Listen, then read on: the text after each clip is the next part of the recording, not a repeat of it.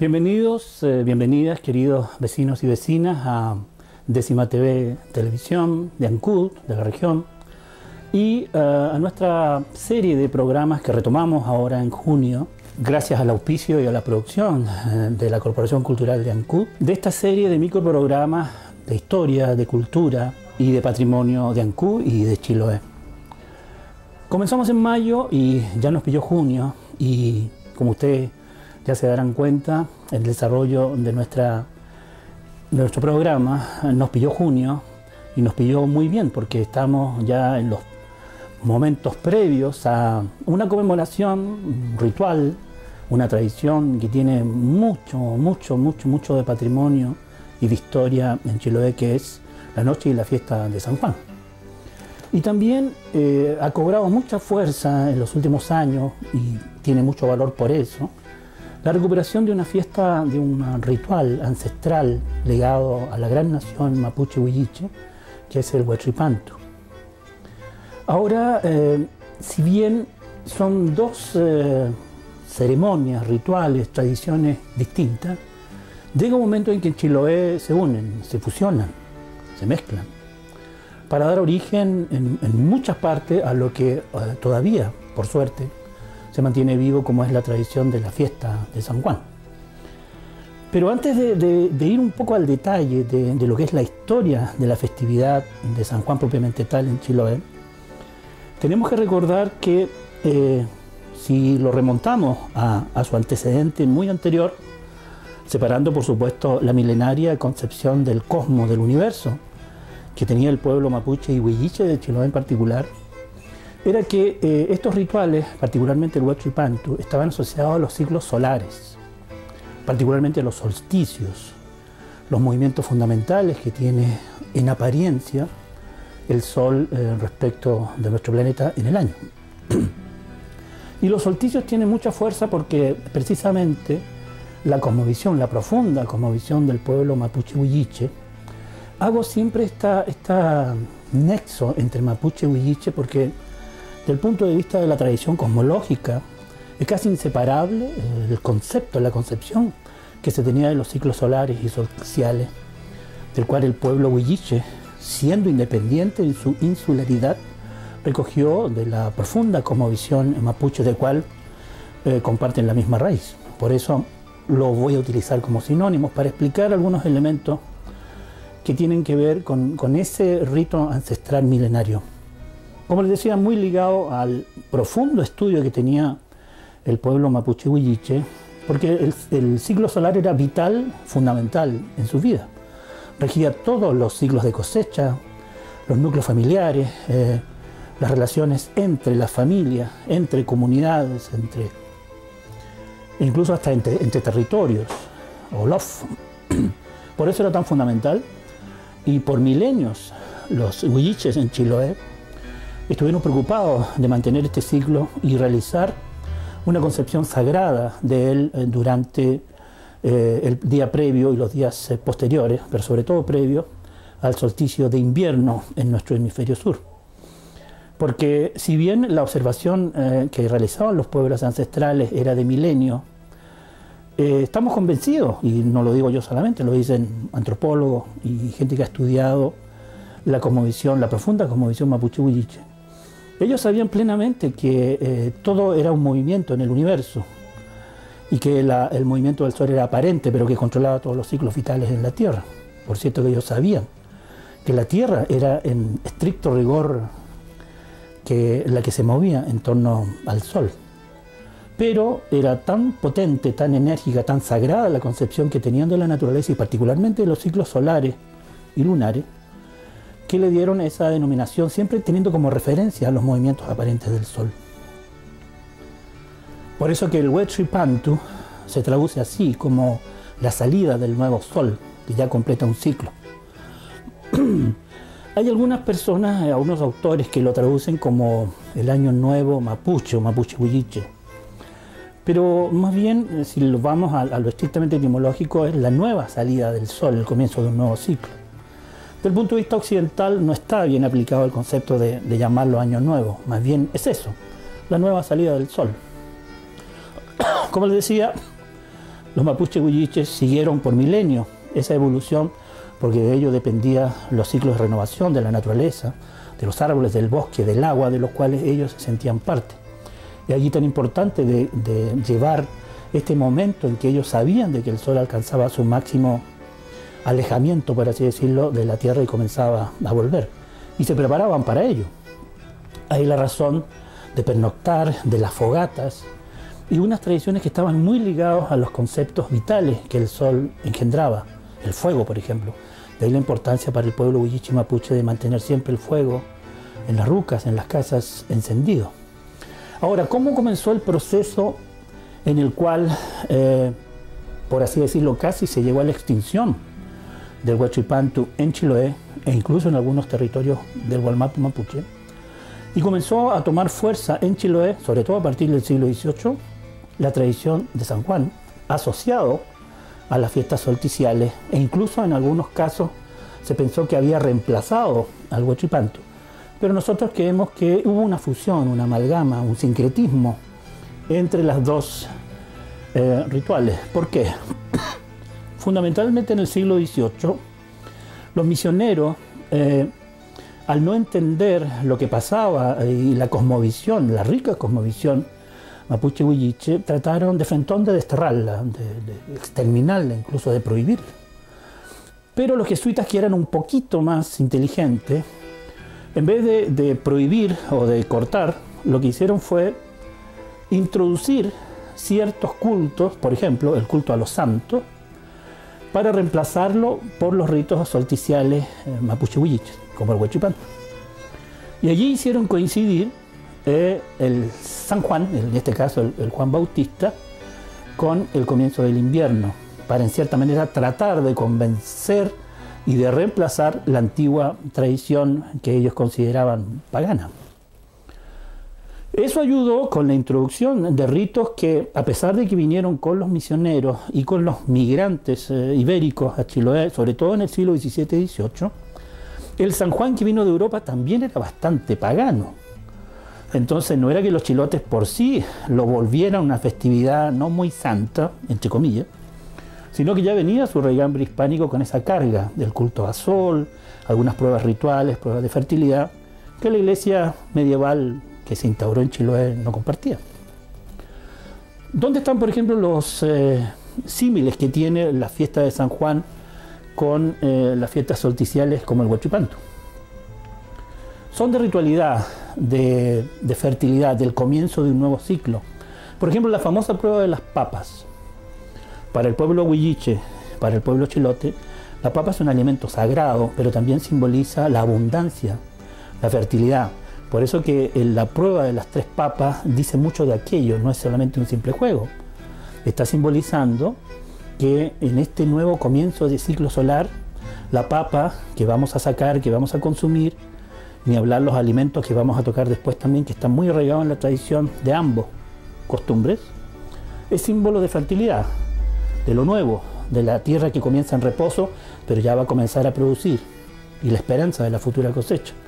Eso igual es el símbolo que tiene, por ejemplo, hacer bailar el tropone, ese delicioso colado de papa que tiene que bailar en las brasas. ¿Y por qué bailar? Porque al santo le gusta el baile. San Juan es bueno para el baile. No se crean que era un santo tan serio como lo pinta las escrituras. Le gustaba tocar los instrumentos, por eso que se dice que en ese momento los que quieren aprender a tocar un instrumento tienen que acercarse a un muy buen árbol.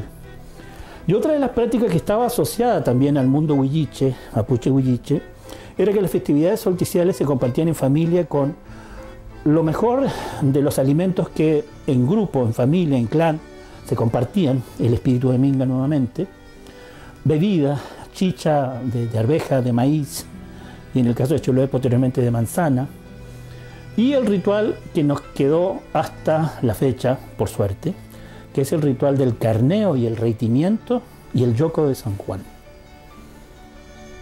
Sabemos que como las ovejas o los corderos y el caballo, en Chiloé fueron introducidos prácticamente en la colonización, la primera colonización del siglo XVI al XVIII en Chiloé, y en el caso del cerdo ibérico. pero que con el pasar de los siglos, de los decenios, ya se fue mestizando también en Chiloé y generó una verdadera cultura respecto a su aprovechamiento. Porque si ustedes se fijan, el aprovechamiento del cordero siempre coincide con las fechas estivales y el cerdo con las invernales. Porque no nos olvidemos que el cerdo se aprovechaba íntegro. Ya existía en la cultura chono una atracción, por así decirlo, por el lobo de mar. Entonces, para los primeros chilotes ya mestizos, no era tan extraño y por qué tomaron tanto gusto al cerdo, no solamente como alimento. No nos olvidemos que la grasa de cerdo, en los primeros tiempos, también se utilizaba como cebo para los chonchones, para la iluminación. Entonces, no solamente era un tema alimentario, pero ahí el cerdo comenzó a desarrollarse y asociarse a las festividades invernales o solsticiales, porque no nos olvidemos que en el siglo XVIII Chiloé era el principal exportador de jamones al Perú.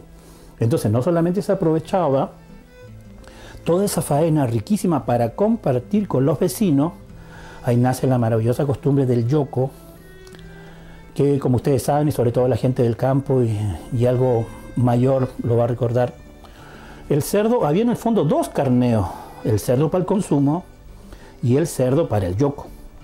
Eran los vecinos, los familiares, los amigos que ayudaban a la alimentación de ese cerdo y se compartían porciones iguales para todos.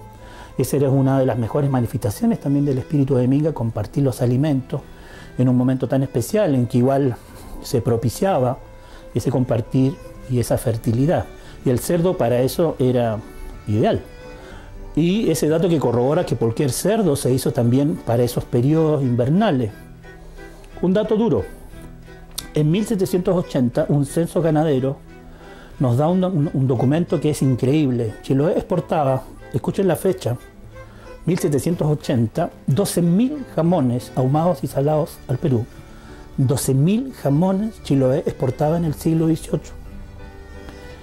¿Cuántos cerdos exportamos hoy, queridos vecinos y vecinas? Entonces el cerdo no solamente era el manjar, el convite, la comida que alegraba a todos en las festividades solsticiales y de San Juan, sino que también era un bien económico, de compartir y de satisfacer necesidades tan elementales en ese tiempo como poder alumbrarse con su cebo. Y no nos olvidemos que si bien San Juan era el que tenía más raigambre, por lo que acabamos de decir, porque ya adoptó muchas prácticas que eran de las fiestas solsticiales huilliches, como el Huachipantu, pero también cuando se hizo el intento de los misioneros de reemplazar los santos por esta fiesta, los Luises, obviamente los Juanes, que tuvo la mayor raigambre por su antigüedad, los Guillermo, los Pedro y los Pablo, también era como las festividades invernales. Por lo tanto, es una tradición que, en el caso de los Juanes, tomó más fuerza porque ya bebió, por así decirlo, se nutrió de esos elementos culturales ancestrales, mucho más antiguos, que tenía el pueblo de huilliche. Y vamos a aprovechar también el maravilloso poder creativo que tiene nuestro amigo ilustrador Víctor Alarcón Pérez, más conocido en el mundo del cómic como Chilotito. Ustedes lo van a ver en estas imágenes en Décima TV, que él hizo una excelente cartoon, como dicen los yankees, para graficar de manera muy divertida, muy didáctica, sobre todo para nuestros niños, las famosas pruebas de San Juan, como las papas. Allí le vamos a dejar las imágenes de Chilotito, nuestro querido amigo Víctor Alarcón Pérez, que ilustra muy didáctica, muy alegre y muy jocosamente cómo Chilotito festeja con su familia el San Juan. Incluso filosofa, Chilotito pregunta, qué curioso, dice, ¿por qué los chanchos comen puras leceras y su carne es tan deliciosa? Es un filósofo Chilotito. El único convidado de la tradición culinaria de Chiloé, como diría Chilotito, que no va a estar en estos yocos de San Juan es la rosca chonchina, porque es noche de yoco. Damos las gracias a Víctor Alarcón Pérez Chilotitos, que nos permite usar su creativo y divertido personaje. Pero también, volviendo al espíritu mapuche huilliche, hay un poeta maravilloso que se llama Leonel Dienlaf, que nos regaló igual un poema que tiene que ver con la tradición chilota. Leonel dice, hace años que el canto del río nos despierta en este amanecer y vuelve el sol con sus pasos de gallo sobre los cerros, dice Leonel. No nos olvidemos, los chilotes un poquitito más antiguos, que los días posteriores al solsticio, los días se alargan un geme, es decir, una pata de gallo. Una de las tradiciones que nos queda de nuestro antepasado, de nuestro ancestral pueblo huilliche. Pero ya finalmente podemos concluir de que la tradición de San Juan es una tradición de siglos en Chiloé, una mezcla, un mestizaje, un sincretismo entre las prácticas europeas postmedievales, algunas paganas, digámoslo así, pero pagano significa que era del pueblo, que era de los campesinos. No tiene nada de luciferino y no tiene nada de hereje. Es una práctica del pueblo. Que la iglesia no lo pudo llevar a la santidad, porque se hacían en las casas, en los campos, en los bosques, en las playas, en los ríos, con mucha libertad. Y el pueblo lo amalgamó en lo que ahora llamamos una religiosidad popular, si lo podemos decir así, una fiesta popular. Por lo tanto, es lo más rico de nuestro patrimonio, que nos sigue, por así decirlo, la ortodoxia del canon de la iglesia, porque el pueblo adopta sus tradiciones, sus cosmovisiones de una manera lo más libertaria posible. Y esa es la riqueza de San Juan.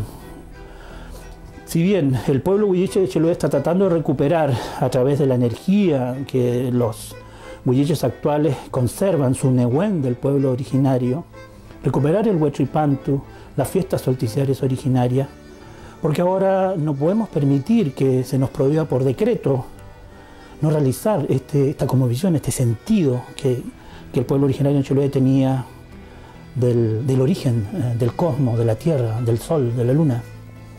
Y así como vamos a permitir que se nos prohíba celebrar a nuestros santos o no, nosotros igual queremos hacer, ya finalizando aquí en Décima TV y gracias a la producción de la Corporación Cultural de Ancú, vamos a hacer una invocación, ya que estamos en víspera de San Juan.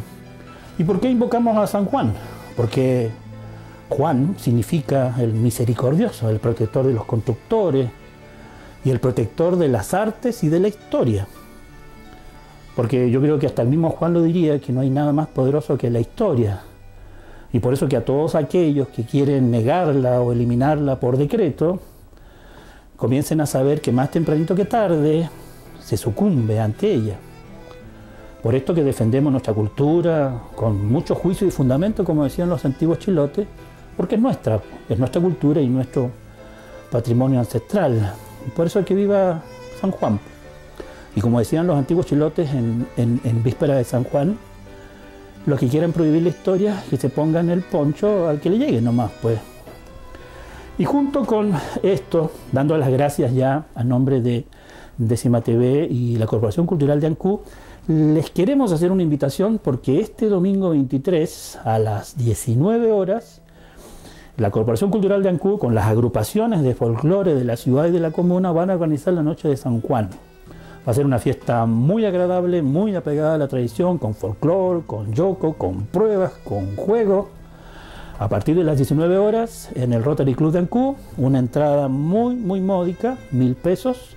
Así que están todos invitados de parte de la Corporación Cultural de Ancú a la Noche de San Juan, este domingo 23, a partir de las 19 horas, en el Rotary Club de nuestra ciudad. En nombre de Décima TV y de la Corporación Cultural de Ancú, muchísimas gracias y que pasen una preciosa noche de San Juan.